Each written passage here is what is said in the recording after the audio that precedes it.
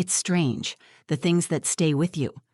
Out of all the words my father has thrown at me over the years, some sharp as broken glass, others cold enough to make your breath catch, it was one sentence that never left me. One sentence he said last fall. Like mother, like failure. He didn't even flinch when he said it. Just stared at my son with that same hollow look he always gave me growing up. Like disappointment was baked into our DNA. That moment replayed in my head 100 times. But it wasn't until last week, standing in a crowded middle school gym, surrounded by blinking science projects and hand-painted trifold boards, that it came full circle. My son Lucas stood silently by his invention. No tears, no anger, no comeback. Just calm. Still. And then he reached forward and plugged in the device. What came next silenced an entire room. But before I tell you what played, I need you to know who we are. I need you to understand what led to that moment. My name is Claire Hamilton. I'm 38, a single mother, and I've spent the past 12 years doing everything I can to raise 2 kids with more compassion than I ever received. Lucas is my oldest. He's 12 now, soft-spoken and sharp as a tack. He doesn't talk much, but when he does, every word is thoughtful, deliberate. His little sister, Emily, is 9 and full of fire. She's always been the one to speak up, while Lucas is the one who listens and remembers everything. We live in a quiet suburb outside of Chicago. Life isn't perfect, but it's ours. After my husband died in a car accident 6 years ago, I promised myself that I wouldn't let my grief or my past define me. But some ghosts don't respect boundaries, and my father, Edward Mason, is one of them. He's the kind of man who walks into a room and makes the temperature drop 10 degrees. When I was little, I used to think he was the smartest man in the world. Now I know he's just the loudest. He sees emotion as weakness and failure as genetic. He never hit us, but he didn't need to. His words were weapons, and they left marks you can't show to anyone. I hadn't planned on inviting him to Lucas's science fair, but he heard about it through my brother Jake and insisted on coming. "I just want to support the boy," he said. I didn't believe him. I should have said no, but some part of me, even now, still wants to believe he can change. When he arrived at the gym that afternoon, the energy shifted. Lucas was standing beside his project, an intricate device made from salvaged electronics and 3D-printed components, something he'd poured months of work into. He called it a truth amplifier. I thought it was a clever metaphor for his desire to bring clarity to the world. My father took one look at it and laughed, loud, dismissive, the kind of laugh that makes people stop and look. He leaned toward Lucas and with that cold, sharp voice said, "What is this? Some kind of toy?" Then he turned to me, like Lucas wasn't even standing there, and muttered, "Like mother, like failure." I felt it in my gut, like I was 13 again, standing in our kitchen, listening to him tell me I'd never amount to anything because I wanted to write stories instead of study engineering. I looked at Lucas, expecting tears, a reaction, but he didn't flinch. His face was unreadable. Then, without saying a word, he reached down and flipped the switch on his project. Wires lit up. A small speaker clicked on. Static buzzed for a moment, and then a voice began to speak, my father's voice, and that's when everything changed. Behind every silence, there was a hidden truth. Growing up under my father's roof, I learned early on that silence was safer than speaking up. I remember how we moved through our home like shadows, careful not to disturb the fragile calm that settled in the rooms he inhabited. It felt as though my brother Jake and I spent half our childhood holding our breath. But my mother, Sarah, was different. She brought light to our home, warmth to rooms chilled by my father's criticisms. She would smile and wink at me when his voice grew sharp, quietly reminding me that his words did not have to define me. Her presence was the only barrier between us and the constant coldness he exuded. Then, one rainy night when I was 16, a police officer knocked on our door, hat in hand. Mom was gone. A car accident, they said. Suddenly, that fragile warmth vanished, replaced by the heavy, oppressive shadow of grief. Without my mother's gentle protection, my father's harshness consumed every corner of our lives. I left home at 18, determined to find my own warmth again. Life wasn't always gentle with me, but it taught me resilience. It led me to love, loss, motherhood, and eventually single motherhood. After my husband died suddenly, leaving me alone with our 2 young children, I thought briefly about calling my father for support, but I never did. I knew he would view my situation as validation of his judgments about me, that I was destined for failure. Instead, I learned to depend only on myself. Each night after putting Lucas and Emily to bed, I'd sit at our kitchen table, exhausted but resolute, figuring out how to provide, how to reassure them that despite our losses, we were whole. We didn't have much, but we had each other and we had love, something I vowed to give them freely, abundantly, unconditionally.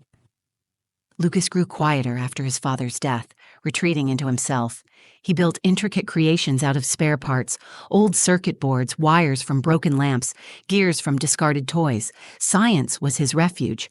It was his way of making sense of a world that had repeatedly shown itself to be chaotic and unfair. While other kids played baseball or video games, Lucas buried himself in projects, his gentle hands shaping order from the disorder around him. Emily, on the other hand, was fearless. She danced through life quick to laughter, quicker still to defend her brother whenever anyone questioned or teased his quiet nature. Sometimes at night, through the thin walls of our small home, I'd hear Emily's voice, soft but fierce, whispering encouragement to Lucas. She was his biggest advocate.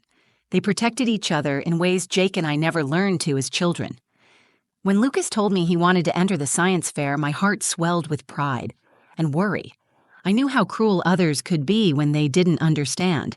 Still, I encouraged him, promising myself that I would shield him from anyone who dared diminish his brilliance.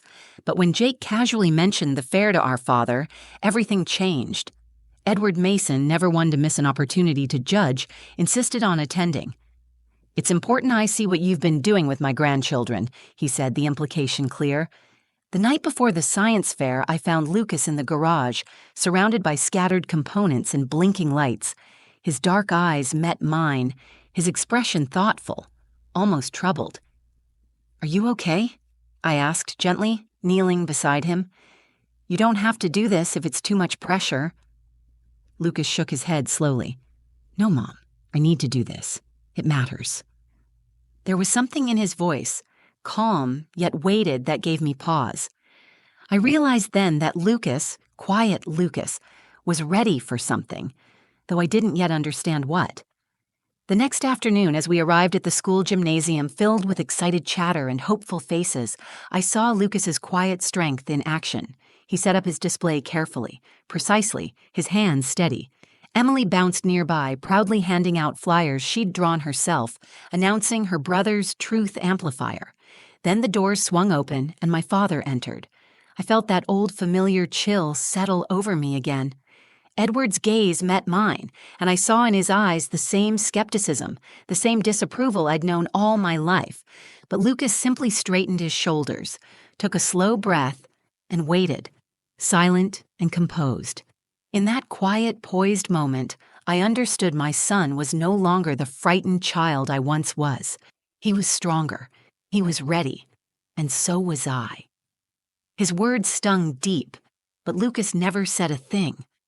The gymnasium hummed with excitement, filled with nervous laughter, hushed whispers, and the vibrant energy of families gathered around tables, decorated with bright posters and homemade inventions. It was Lucas's big day, the culmination of months of careful planning, precise measurements, and late-night tinkering in the dim glow of his bedroom desk lamp. Lucas stood beside his science project, neatly adjusting the wires and smoothing out the explanatory notes, carefully taped to his display board. The device, the truth amplifier, was small and unassuming, an intricate collection of circuits and a sleek black speaker box.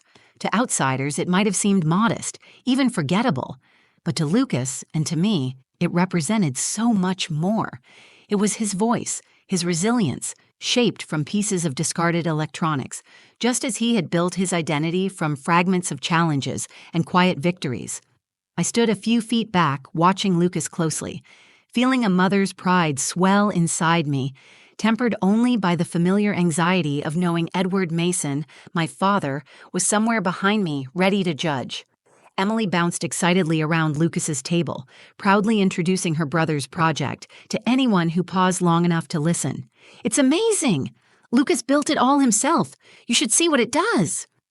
Her enthusiasm, bright and sincere, attracted a small crowd. For a moment, I allowed myself a breath of hope. Lucas smiled shyly, answering questions quietly but confidently, explaining the simple yet profound idea behind his invention. "It amplifies the truth," he said. "It records what people say, then plays it back clearly. No distortions, no misunderstandings." That's when Edward stepped forward, cutting through the warmth of the moment, like a blade slicing through paper. He stared down at Lucas's table, his gaze narrow, his lips curled slightly at the corners with disdain.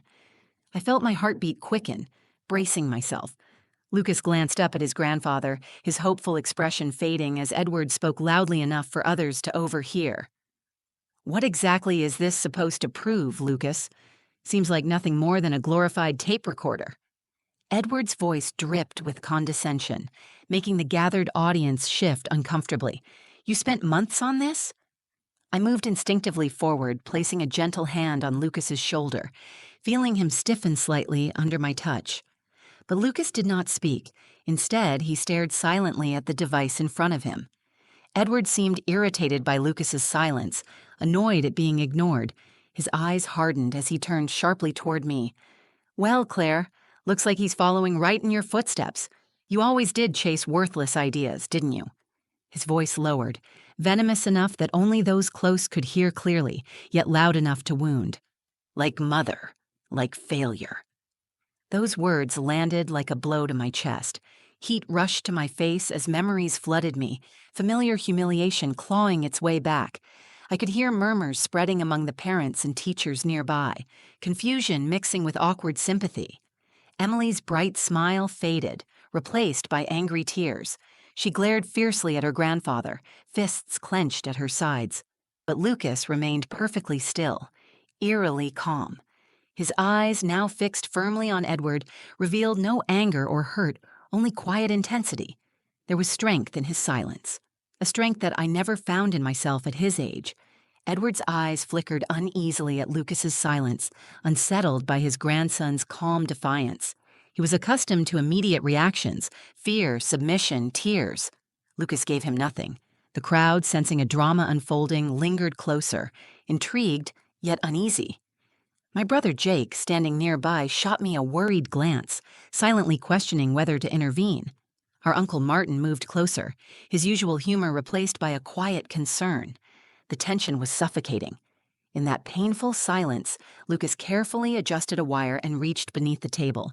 Everyone's eyes followed him as he calmly and deliberately plugged the small power cord into the socket. The device hummed gently to life, the soft blue glow of an indicator light pulsing steadily. Edward scoffed again, dismissing the device with a wave. "It doesn't matter what you plug it into, Lucas. You can't build something worth—" He never finished his sentence. A sharp crackle from the speaker interrupted him, drawing everyone's attention instantly to the sleek black box. The noise faded, replaced clearly by the unmistakable sound of Edward Mason's voice. A recording, captured in perfect crystal-clear fidelity. The words that echoed through the gymnasium stunned everyone into absolute silence. Lucas's invention had just amplified a truth no one expected, and one my father hoped no one, Lucas, made a choice, quiet and powerful, and the truth began to speak. In those seconds following my father's stinging words, everything seemed frozen. The quiet hum of conversation that had previously filled the gymnasium evaporated into an awkward, charged silence.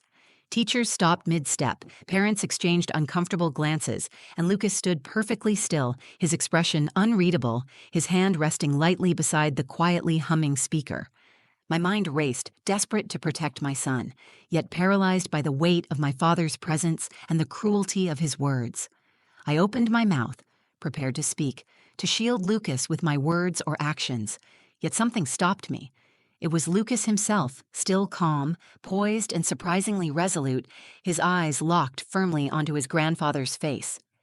I recognized that look in Lucas's eyes, quiet courage born of countless silent battles he'd fought alone. This wasn't my fight to take from him. My heart swelled with fierce pride and apprehensive curiosity. What was Lucas about to do? My father stood there, arms folded tightly across his chest, an arrogant challenge written plainly across his features. Edward Mason had always thrived on intimidating others into silence or submission. But Lucas was not afraid. He was ready. It was as if every experience he'd endured, every whispered encouragement from Emily, every late-night discussion we'd shared had led him precisely here. Without breaking eye contact with his grandfather, Lucas calmly adjusted the dial on his device, a small motion precise enough to suggest he'd practiced it dozens of times. I noticed Emily move closer, her eyes wide with anticipation, fists clenched, hoping her brother could reclaim this moment. Lucas gently lifted his chin, taking a steadying breath that resonated deeply through me. And then, in the same quiet, measured manner he approached everything, he reached forward and pressed a small button on the side of his truth amplifier. The soft static quickly gave way, clear and sharp. Edward's voice filled the space around us, carrying loudly enough for everyone to hear. It took only a moment for everyone to realize what they were hearing, a conversation recorded unintentionally just a few days earlier when Edward had come over unannounced. Initially, the playback sounded harmless enough. Edward asking me questions about Lucas's progress, his school, his projects. But soon, the casual inquiries shifted subtly, his voice steeped in disdainful skepticism. "Claire, let's be honest. Lucas isn't going anywhere. You're filling his head with nonsense? Science projects? Really? He needs discipline, not encouragement for pointless hobbies." The recording was crystal clear, mercilessly amplifying the contempt in Edward's voice. Gasps rippled through the crowd as Lucas's classmates and their parents registered the meaning of the conversation they were hearing. My father's confident posture suddenly wavered. I watched him closely, something I rarely dared to do, and saw a flicker of uncertainty, a vulnerability he never intended anyone else to see. The playback continued, Edward's voice mocking me openly, unaware that Lucas's device had been recording him through an open window as he berated my choices as a mother.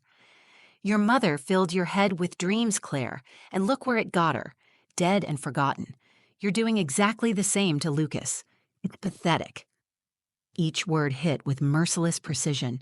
Teachers turned pale, parents shifted uncomfortably, their eyes wide. Jake and Martin exchanged shocked glances, caught between anger and sadness. Emily moved even closer to Lucas, her small hand reaching for his sleeve in silent solidarity. Edward's face drained of color, his eyes flickering around the room as whispers of disbelief spread. He opened his mouth as if to speak, but found no words, his bluster extinguished. Lucas calmly pressed the button again, gently silencing the playback, restoring an unsettling quiet to the gym. His gaze met mine, steady and mature beyond his 12 years. In that brief look, he communicated more clearly than words ever could. He had not done this from spite or anger, but from the unyielding determination to speak a truth long suppressed. He had used his gift, the very creativity Edward dismissed, to defend both himself and me.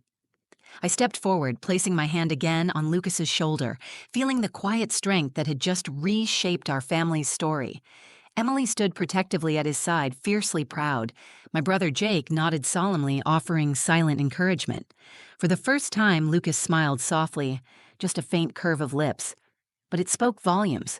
Edward, utterly defeated by his own words, simply stood there, unable to move or speak.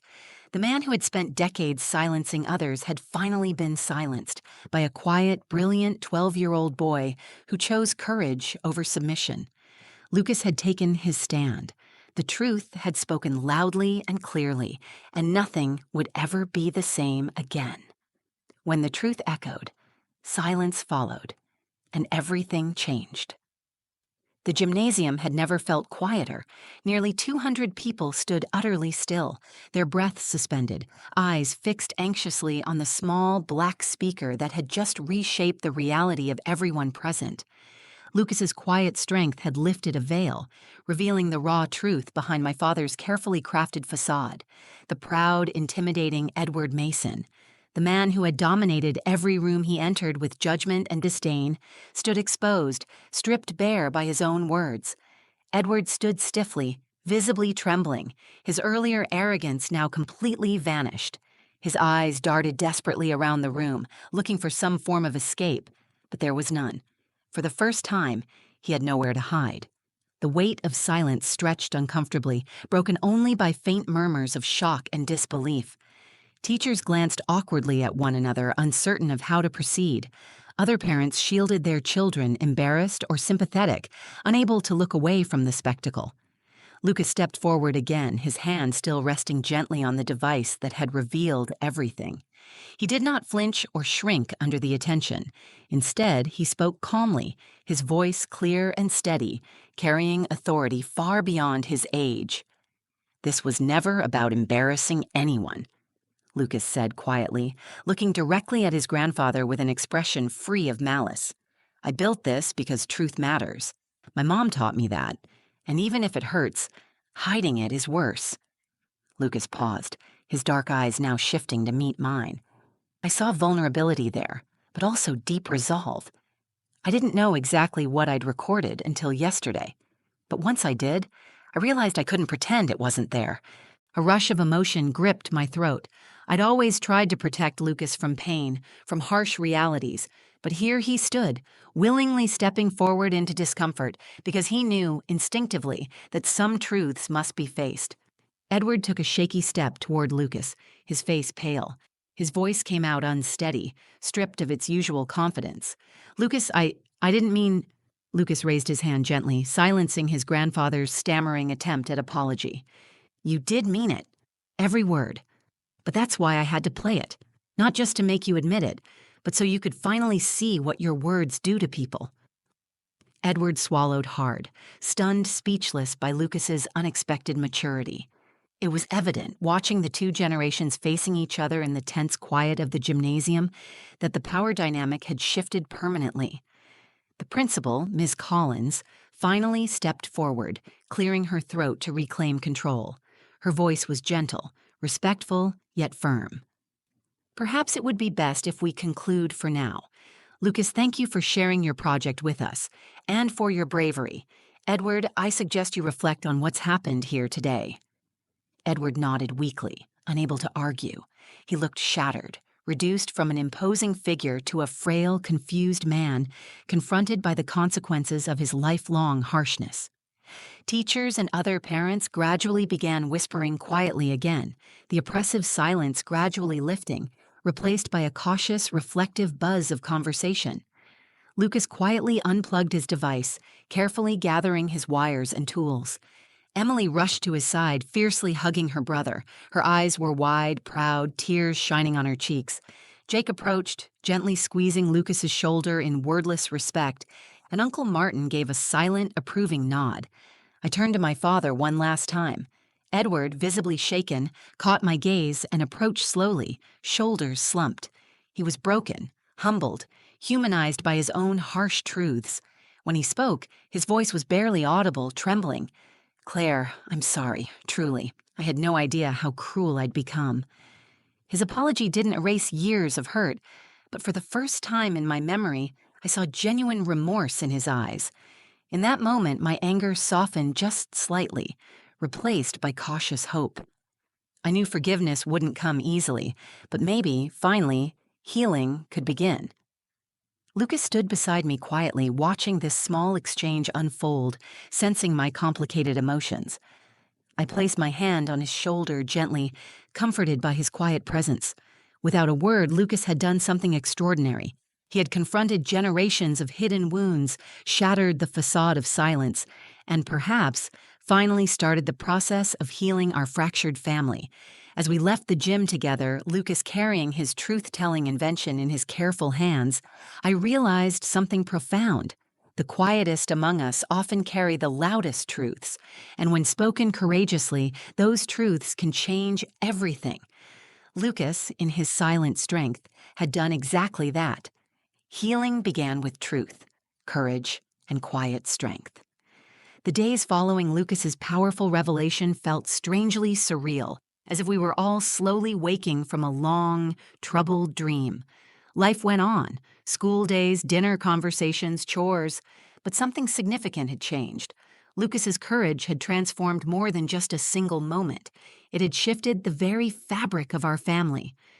Edward had always been a distant, cold presence. but after the science fair, his familiar harshness faded, replaced by silence and introspection. The man who had once dictated reality to everyone around him had finally seen himself clearly, for perhaps the first time. Though I couldn't instantly forgive all the pain he'd caused, for once I saw genuine remorse in his eyes, and it mattered. One afternoon, about a week after the fair, Edward unexpectedly knocked on our door. He stood awkwardly on the porch, holding a small toolbox. "Claire, could I speak to Lucas for a moment?" His voice was gentle, tentative, unrecognizable from the commanding figure of my childhood. Lucas approached slowly, quietly regarding his grandfather. Emily hovered protectively nearby, watching cautiously. Edward cleared his throat nervously. "I came to apologize, Lucas. Not just words this time. I want you to have this." He opened the toolbox, revealing carefully organized electronic components, neatly arranged wires, small motors, and delicate circuit boards. "I was wrong about you. About everything, really. Your inventions, your ideas, they're not worthless. They're brilliant." Lucas took the toolbox slowly, carefully examining the contents. He looked back at Edward, his expression softening. He nodded gently, accepting not just the gift, but the sincerity behind it. Edward turned toward me, hesitating slightly before speaking again. "Claire, I know I can't undo the damage I've caused, but I'd like the chance to try." I studied his expression carefully, weighing decades of pain against the earnestness of this moment. My father was imperfect, deeply flawed, but perhaps now genuinely open to change. I spoke softly, honestly. "I can't promise forgiveness right now, but I'm willing to give you the chance to earn it. Not for me, but for Lucas and Emily." Edward nodded slowly, relieved. For the first time in my memory, he seemed genuinely grateful for the opportunity, understanding fully that trust and healing would take time. After he left, Lucas quietly took the toolbox into his room, Emily trailing curiously behind him. I stood in the hallway, my heart filled with complicated emotions: pain, hope, uncertainty, gratitude, all mixed together. My brother Jake called later that evening, sensing my need to talk through everything. As usual, his steady presence anchored me. "Claire," Jake said gently, "Edward might never become the father we always needed, but maybe, just maybe, he'll finally learn how to be a decent grandfather. Lucas changed something important in him, something none of us could ever reach." He was right. Lucas's quiet strength had shifted something fundamental, not just in Edward, but in all of us. That night, after the house fell quiet, I found Lucas sitting at his desk, carefully sorting through the parts Edward had given him. "Are you okay, sweetheart?" I asked softly, leaning against his doorway. Lucas paused thoughtfully, holding a small circuit board carefully in his fingers. "I think so, Mom. It feels different now. Like maybe we can start over somehow." My eyes filled unexpectedly with tears, not of sadness, but gratitude. "I'm proud of you, Lucas. More than you know. You did something incredibly brave, and I admire you so much for it." Lucas smiled gently, shyly meeting my gaze. "I just wanted him to understand. Understand you, me, all of us. Truth is hard, but it feels better when it's finally out." I hugged him tightly, feeling the quiet strength radiating from him. Lucas, my quiet boy, had become a hero not through noise or anger, but by simply standing firm in truth. Weeks turned to months, and slowly Edward became a cautious, respectful presence in our lives. Never perfect, but noticeably changed. Emily warmed to him gradually, testing the waters of a new relationship. Lucas remained guarded but open, giving Edward a chance to earn back trust, piece by careful piece. I watched it all unfold, amazed by how healing, even fragile and uncertain, had begun simply with truth and courage. Lucas had shown all of us something powerful, that sometimes silence is not weakness, but a profound strength, waiting patiently to be recognized. One evening, months later, Lucas proudly showed me a new invention, a small, elegant device designed not to record harsh truths, but to gently remind us each day of our strength, value, and courage. He named it simply Clarity. I smiled deeply, understanding the profound meaning behind his choice. Lucas had taught me and all of us that healing begins when truth meets courage, guided by quiet strength. And in that quiet, powerful understanding, our family had finally begun to heal. Lucas smiled gently, pressing the button on clarity. My voice echoed softly, a gentle recording he had secretly captured. "You're stronger than you think, Lucas. I believe in you." As my words filled the quiet room, Lucas looked up, his eyes shining with quiet pride. I squeezed his shoulder softly, understanding finally and fully. Truth, spoken bravely, has the power to heal even the deepest wounds, and sometimes, quiet courage speaks loudest of all. Thank you so much for taking this emotional journey with me. Sharing Lucas's story wasn't easy, but it's a reminder that courage can show itself in quiet yet powerful ways. Sometimes all it takes to break a painful cycle is a single moment of brave honesty and the strength to stand firm when the truth needs to be heard. If this story touched your heart, please like the video. It helps these meaningful stories reach more people who might need to hear them. Comment below and tell me, have you ever faced a moment when speaking your truth changed everything? I read every comment and your stories inspire me deeply. Don't forget to share this video with someone you believe needs courage or hope today. Together, we can encourage more people to embrace their truths and find strength in their silence. And if you haven't yet, please subscribe to the channel. Your support allows me to keep sharing powerful stories that bring us closer, reminding us that no one has to face life's hardest moments alone. Remember, your story matters. Thank you for being here. Until next time, stay courageous and stay kind.